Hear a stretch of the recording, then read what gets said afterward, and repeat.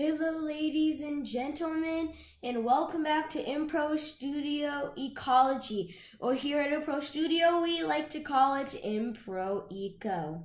So I'm just going to be calling it that. So here at IMPRO ECO we teach about organisms under a microscope. Today we will be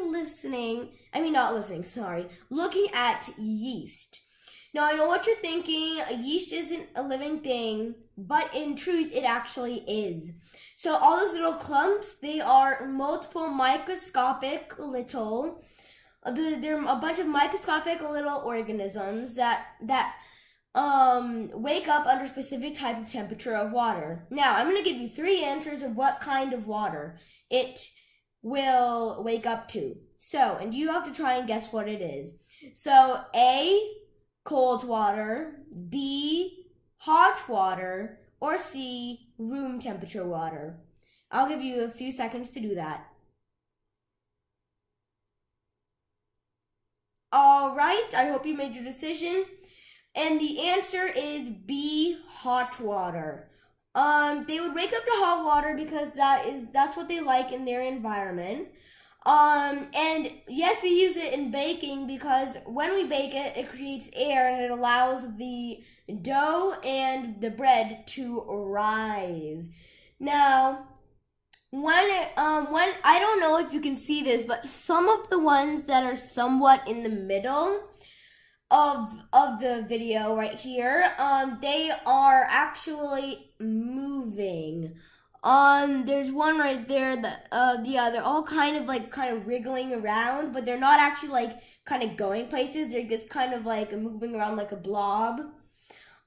So, and yeast, the way you can tell that it's actually, in general alive is you can get a cup of hot water, pour some yeast into it, and then in the course of about 5 minutes, you will find that there are little bubbles. Well, have you ever seen those little bubble-like formations inside bread?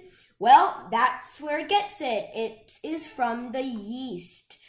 And if you've baked bread before, you should have you might have seen that you have to let it rise for a few hours.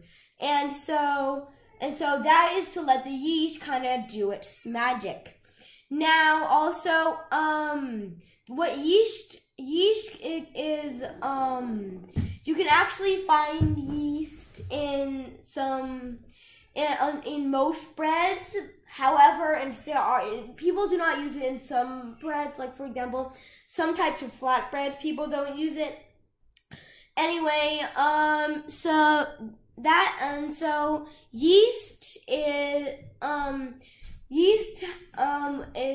so it can be very useful to a lot of people and is useful to our society. So, all right, ladies and gentlemen, that is it for today. Tomorrow we will be making a video about rotifers. I repeat, rotifers. I hope everyone has a nice day. Bye.